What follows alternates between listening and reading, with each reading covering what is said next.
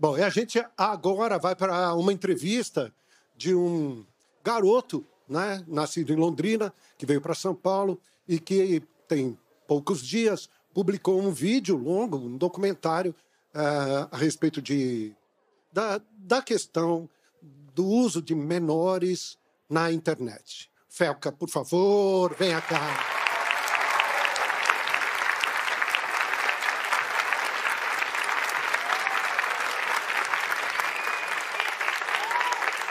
Muito obrigado, Felca. Sente-se aqui. A gente fica um pouquinho do programa conversando. Maravilha. Há quanto tempo você, pelo que eu li, você aos 12 anos de idade resolveu ser um protagonista na internet, mas daí seus pais falaram não, é isso? Começou assim. Com 12 anos de idade, eu comecei a produzir conteúdo, mas naquela época eu era criança, não sabia nada das coisas, como que funciona, né? E naquele momento, eu contei para meus pais, e meus pais falaram: muito bacana o que você está fazendo, apoio, mas ainda é muito cedo. Eu acho que tem que esperar um pouquinho de tempo mais, você amadurecer, esse ambiente que você está entrando, talvez você não entenda tudo. Na minha cabeça de criança, pré-adolescente ali, eu fiquei...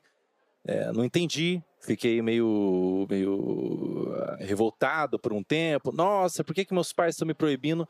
Hoje, quando eu olho para trás, eu entendo muito bem e eu agradeço meus pais.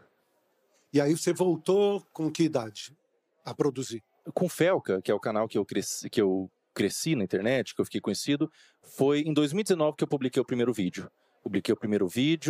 Era vídeos de humor, num tom bastante humorístico, mas tinha já um tonzinho de crítica. Eu sempre gosto de colocar... Hoje meus vídeos são muito críticos, e com muito humor também, e eu sempre gosto de colocar crítica inserida no humor. E tem funcionado. Aos poucos meus vídeos têm ficado mais críticos, ainda mantenho humor, mas têm ficado mais críticos, e hoje eu tô aí, né? Agora, hoje, houve uma explosão, não é? De visualizações, de compartilhamentos. Até aquele momento, há poucos dias atrás, antes do documentário, quantas pessoas faziam parte dos seus canais? Eu tinha... se for contar em todas as redes sociais, daria talvez 15 milhões a 20 milhões. Eu tinha... Na rede social principal, eu tinha 8,8 milhões. E hoje? Hoje, na rede social principal, que eu tinha 8,8 milhões, eu tenho 15 milhões,5 em 5 dias. Foram mais de 7 milhões de seguidores aí em 5 dias e crescendo. O teu vídeo repercutiu muito. Ele repercutiu pela história, né? Através das pesquisas e das denúncias que você fez, mas ele repercutiu também junto ao comportamento das pessoas. Eu acho que as pessoas começaram a refletir mais, e eu já vi vários vídeos de mães falando: eu não devia ter exposto tanto meu filho, apesar de nem ser uma exposição, vamos chamar assim, delicada ou sensual. Que reflexão você começou a trazer para a gente a respeito disso? Eu creio que esse é o ponto mais importante mesmo do vídeo, e você falou sobre ter chegado nas pessoas, e foi isso que eu observei mesmo. Me mandaram fotos, por exemplo, Serginho, de pessoas assistindo o meu vídeo na horizontal, que é uma coisa muito difícil nos dias de hoje, as pessoas estão consumindo todos na vertical, assistindo no ônibus o meu vídeo, no metrô. Eu fico muito feliz porque não é sobre mim, não é sobre eu como pessoa. É sobre a causa mesmo. Essas crianças, essas contas de perfis de crianças estão sendo utilizadas para promover trocas de infantil. Isso é muito sério. Isso é muito sério. É um assunto muito delicado, é um assunto aversivo de ser falado, é um assunto que causa repulsa, mas ele tem que ser falado. Infelizmente, é um assunto que acontece em pequena e grande escala, de forma menos ou mais problemática. Acontece desde uma exposição, desde uma adultização, crianças se portando como adultos, até crianças sendo usadas de fato, né? É doentio. É doentio, é completamente doentio. É muito importante a gente falar sobre isso, e eu observei que esse movimento na internet de crianças produzindo conteúdo e o público, ele era dividido, ele tinha outras crianças consumindo, alguns pais consumindo, mas ele tinha naquele público também, isso é muito sério, consumindo aquele conteúdo. E era um conteúdo, Serginho, que se eu mostrasse para você, sem dar o contexto, você ia falar que era um conteúdo inocente. Era uma criança brincando, era uma criança se divertindo ali com as amigas, mas existiam, desculpa dizer, eu sei que é forte, cantando aquelas crianças. E daí você vê aquilo, você vai vendo aquele movimento, você vai vendo acontecendo, e você vai vendo pessoas que produzem conteúdo suas crianças, pessoas que às vezes adultizam propositalmente a criança. Se você não sente uma indignação, você não é um ser humano. E eu, eu senti uma indignação, tinha um público e falei, simplesmente, liguei a câmera, na minha simplicidade, o estúdio que você vê branco lá, o estúdio contratado, é o meu quarto. É o meu quarto, é a minha câmera ali que eu liguei, falei. As reuniões de pauta era eu e meus amigos, que a gente entrava em ligação, conversava. Cara, isso aqui tá legal, isso aqui não vai, isso aqui vai. E causou um movimento tão gigantesco, Serginho, que agora, nesse momento, tá sendo meio nebuloso, tá sendo meio difícil de cair a ficha. Mas é um convite para as pessoas que estão assistindo, todo mundo que está aqui na plateia, é um convite para vocês entenderem que vocês têm voz. Existe um poder nas pessoas. Você vê algo que está errado e falar, denunciar, na sua simplicidade. As pessoas ouvem. Existe bondade no mundo. Mas e o consumo? Consumo direto consumo. De crianças e adolescentes frente à tela. O consumo ele tem que ser, na minha opinião, supervisionado. O pai tem que supervisionar o que a criança consome na internet, porque é muito fácil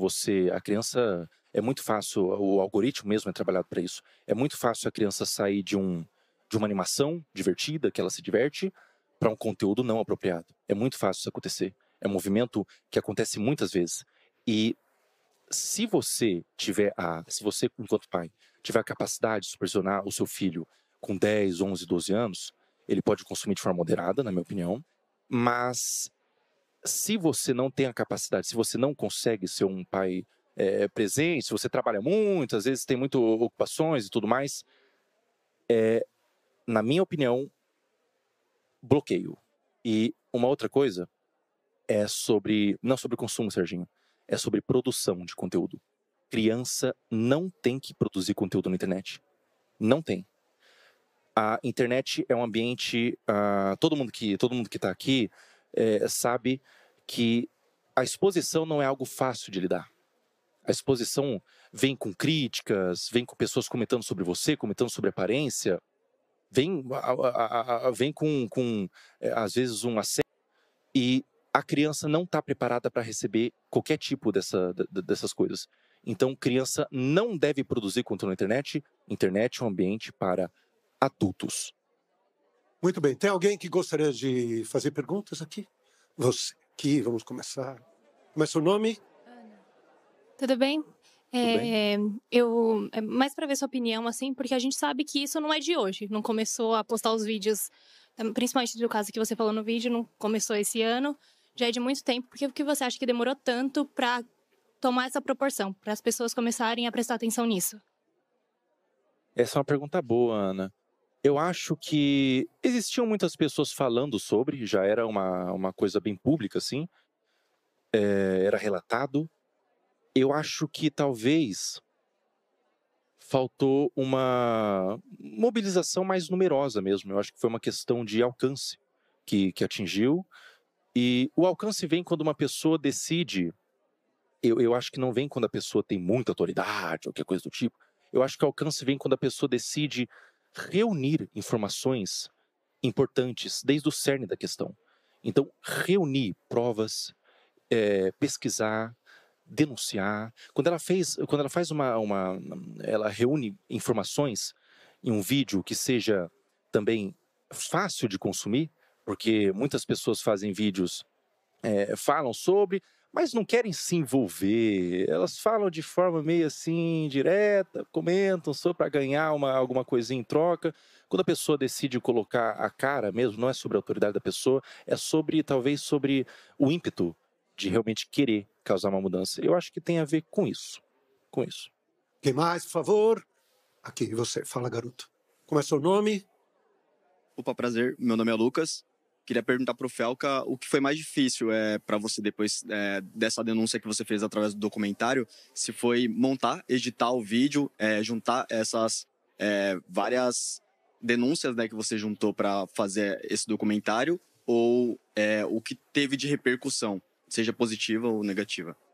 Com certeza o que foi mais difícil foi reunir essas informações, porque parte da demora da postagem do vídeo, eu fiquei 1 ano fazendo essa pesquisa, de ser um tema, foi eu sozinho fazendo essa pesquisa, e é um tema tão aversivo que se você não tem se você não tem um sangue de barata, e eu não tenho, você não consegue ficar nisso por 30 minutos ao dia.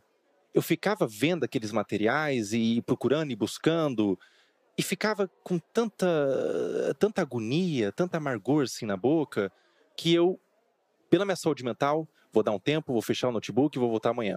Então, esse foi o mais difícil. A repercussão, por mais que seja muita coisa acontecendo ao mesmo tempo, é muito positiva. Eu estou muito feliz porque se estão dando luz para essa causa, eu creio que possa haver mudanças. Então, é extremamente positivo. Eu estou super realizado, super satisfeito. Mas, por outro lado, tem gente que não gostou. E eu queria saber como é que você recebeu, e se foram só críticas ou chegou até ameaças? Algumas ameaças, sim, Serginho. Algumas críticas, alguns movimentos de difamação, de tentar descredibilizar e tudo mais. Como eu recebo isso, a gente sabia, eu sabia o que eu estava fazendo, a gente sabia, eu e meus amigos, eu e minha equipe de editor, tudo mais, as pessoas que estavam por trás, a gente sabia que o que a gente estava fazendo era grande e tudo era esperado. Tudo era esperado. Olha, a gente não sabe exatamente o que vai acontecer, mas vai vir ameaças, vai vir, talvez venham alguns processos, talvez venha gente insatisfeita com o que eu fiz. Existe também, Serginho, e isso é delicado de falar, mas é verdade, existem alguns pedófilos que se incomodaram pessoalmente por eu estar tentando quebrar o esquema de pedofilia deles. Esses pedófilos, eles vão se sentir atacados pessoalmente e vão bater de frente, mas, sinceramente, quem tem que ter medo são eles, não uma pessoa que está denunciando. Quem tem que ter... Fala. Boa noite, meu nome é Mavi. Boa noite.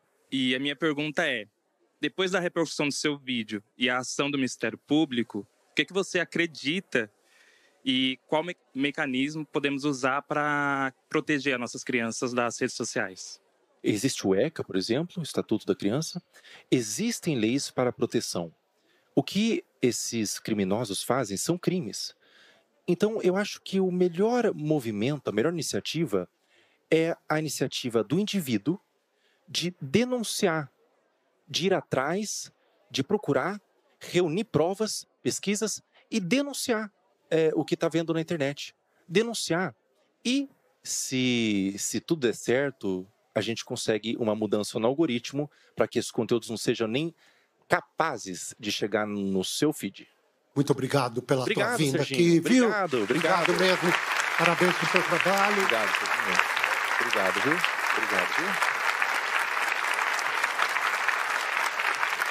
E até a próxima. Cadê o teu pessoal? Até a próxima. Cadê o Levanta pessoal? a mão aí, o pessoal do filme. Tchau, Paola. Aqui, tchau, aqui. Fábio. Tchau, Aqui. Caco. Glória, Xamã. Acho que as pessoas estão muito impressionadas com a altura dele também. Quando ele entrou... E olha que eu tenho esse quadro. 1,80m. Pega esse quadro. Não, eu tenho 1,80m. Tá baixinho, Serginho. Você tá muito baixinho. Obrigado, aplausos aqui. Obrigadão. O Altas Horas